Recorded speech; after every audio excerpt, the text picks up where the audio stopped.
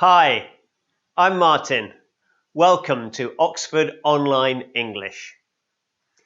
In this lesson, you're going to learn how to complete true, false, not given, and yes, no, not given questions in the IELTS reading exam. But what is the difference between these two types of question? True, false, not given questions ask you about facts. Yes, no, not given questions can include facts or the writer's opinion. However, you can think about these two kinds of questions in exactly the same way. But please check what type of question you're answering. If you write the answer yes in a true, false, not given question, the answer is obviously not correct. This mistake is easier to make than you might imagine. Let's have a look at some techniques you can use to answer true, false, not given questions in your IELTS reading exam. Part 1. How to find the relevant part of the text. Before you can answer the question, you need to find the right part of the text. First, remember that the questions follow the text. That means that for the first question, you should start looking near the beginning of the text. Now, let's do an example. Imagine that you see this question. Xander cannot live in salt water. Probably your first thought is, what's a xander? Perfectly reasonable. I had to look it up too. However, you know that the xander is something which can or can't live in salt water. What lives in water? Many things, but we know the xander must be some kind of animal or plant which lives in water. So look for words in the text related to fish or sea life. You can also look for the word xander, obviously. Also, the question mentions salt water. Where do you find salt water? In the sea, right? So look for words like sea, ocean, etc. What's the opposite of salt water? It's fresh water. Where do you find fresh water? Mostly in rivers and lakes. If the answer is true and xander cannot live in salt water, then they must live in fresh water. This means you should also look for references to fresh water in the text. So look for words like river or lake. Let's do one more example. You see this question. Before 1900, there were no xander in the UK. What should you look for in the text? Look for dates or time references. The question mentions 1900, so you could look for time expressions like 19th century, 20th century, turn of the century, and so on. You could also look for references to the UK or parts of the UK. This means you should look for words like Britain, England, Scotland, etc. Use these techniques to find the section in the text which will let you answer the question. Okay, so now you've found the relevant part of the text. What next? Part 2, finding key ideas in the text. Take a look at this extract from a text. The xander is a type of fish, thought originally to be from Western Europe. Xander were introduced into the UK in the late 20th century and now can be found in many rivers and freshwater lakes around the UK. Scientists claim that xander have harmed many native English fish species since their introduction. Pause the video if you want extra time to read it. What should you focus on here? Here are a few things to look for and think about. First, look for time and date references. The statement says late 20th century. What does that mean? 1990? Is 2000 late 20th century? When does late start? Is 1970 late 20th century? Secondly, look for expressions of quantity like all, many, some, most, and so on. Here the text says many rivers and freshwater lakes. Does that mean all zander live in rivers? Does it tell you whether zander are more common in rivers or lakes? Thirdly, look for specific details and facts. What do you know for sure after reading this text? You know that the zander is a fish and that there weren't any zander in the UK before 1950 because they were introduced. You know that zander live in rivers and freshwater lakes in the UK. Those are the only facts in the text, so they're the only things you can be sure about. To do well with the IELTS true, false, not given questions, you need to separate fact from speculation. Finally, look for expressions of uncertainty. This is the opposite of the point we just mentioned. Look for modal verbs like could, might, or must. Look for expressions which indicate uncertainty. For example, it is thought that, or many experts believe that. For example, the text says that zander are thought to be from Western Europe. Does that mean they are definitely from Western Europe? Or is it uncertain? The text says that scientists claim that zander have harmed many native English fish species. From this you can say for sure that zander have damaged English wildlife? Of course, the exact points you consider depend on the question you're trying to answer. However, it's good practice to think about these different things when you're preparing for your IELTS reading test. To get a high score, you need to really good attention to detail. Part 3. How to answer true, false, not given questions. Let's do a few questions together to practice. First, I'm going to give you the statement which you need to read, and then I'll give you the part of the text where you would find the answer. All you have to do is decide if the statement is true, false, or not given. Here's your first statement. Read it and think about what you could be looking for. Bananas became popular as soon as they were brought to Europe. Here's the text.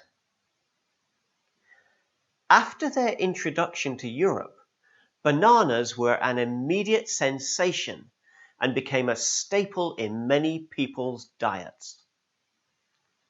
So what do you think? Is the statement true, false, or not given? It's true. The text says immediate sensation, and the statement says that bananas were popular as soon as they were brought to Europe. These are exactly the same thing. Even if you don't know what the exact meaning of sensation or staple, you could still make a good guess based on 1. The link between as soon as and immediate. 2. Many people's diets. Even if you don't know what staple means, you can hopefully work out that many people were eating bananas. That allows you to say that bananas were popular.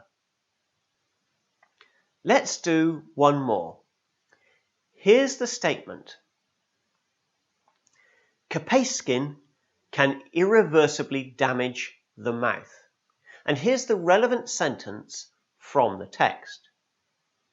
Capsaicin found in chili peppers causes temporary irritation of the cells in the mouth. Do you know what capsaicin is? Does it matter? Not really. Even if you have no idea what capsaicin is, you can still be sure that this one is false. How can you be sure? If something is irreversibly damaged, then it's permanent. The text says it's only temporary irritation. Therefore, it has to be false. Let's do another one. Here's the statement. Bananas can be part of a parrot's diet. And here's the text. Parrots must compete with larger animals, such as monkeys, for the available food, and especially fruit. Larger fruits, such as bananas, are mostly consumed by monkeys, who can reach them easily by climbing. What do you think? The text doesn't say that parrots eat bananas, but the statement includes the word can. Is there anything in the text which tells us that it's possible for parrots to eat bananas? No, there isn't.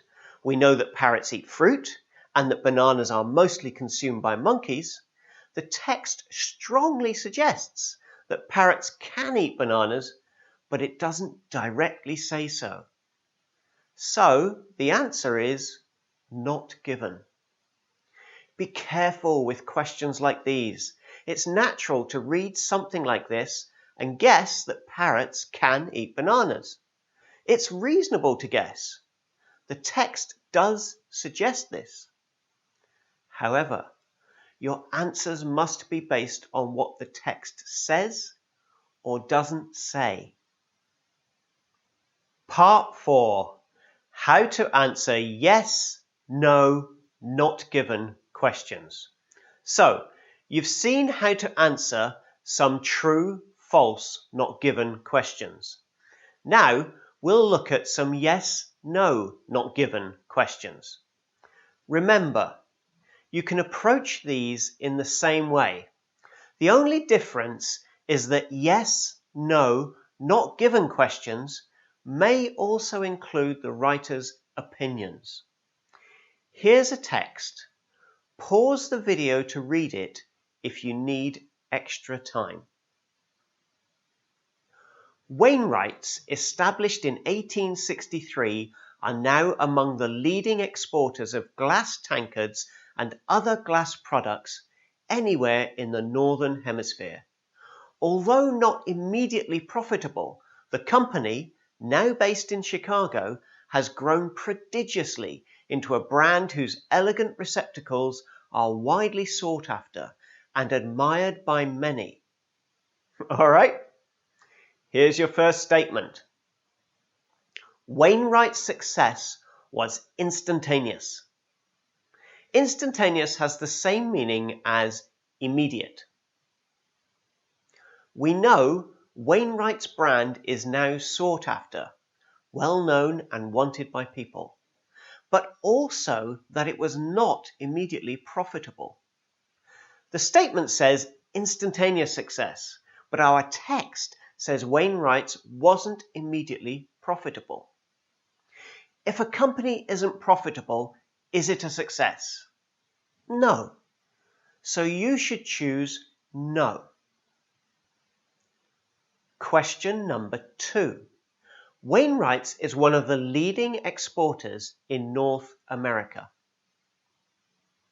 The text tells us Wainwright's is one of the leading exporters of glass tankards and products in the Northern Hemisphere, which includes North America.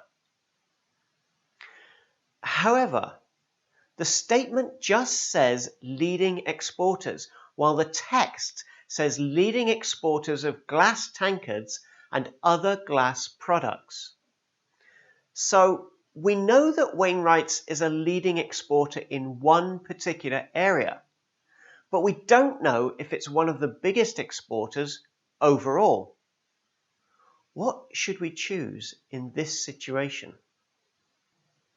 The correct answer is not given. There's nothing in the text which tells you how Wainwright's compares to other companies in different sectors. Question number 3. Wainwright's was founded in Chicago. What is this statement asking us? The text tells us Wainwright's is based in Chicago now, but does that mean it started in Chicago? If it is now based in Chicago, that means it was set up somewhere else. Otherwise, why would the text use the word now? The answer must be no. Our last question. Many people own Wainwright's glass products. Okay, let's focus on the word own here. The text tells you the tankards are admired and sought after by many people, which suggests that they are popular products. We also know that the company is successful, which also strongly suggests that many people buy and own their products. However, does it say anything about people owning Wainwright's products? Remember that suggests is not enough. We need something concrete in the text that tells us that many people own Wainwright's glass products. There isn't anything like that in the text, so we should select not given. Part 5, final tips. Hopefully you are feeling a little more confident answering true, false, not given, and yes, no, not given questions. Here are just a few more things to remember. 1. There will always be at least one true, one false, and one not given answer. If you are missing one answer has to be wrong. The same is true for yes, no, not given questions. There will always be at least one of each answer. 2. If you aren't sure, or if you can't find an answer, put not given. You don't have a lot of time for this exam. Don't spend all your time looking for an answer that isn't there. 3. Answer all the questions. Never leave blank spaces, even if you're running out of time or you have no idea. You have a 1 in 3 chance of guessing correctly, so always put an answer for every question. Well, that's all from me. Good luck if you have an IELTS exam coming soon. Thanks a lot for watching. See you next time.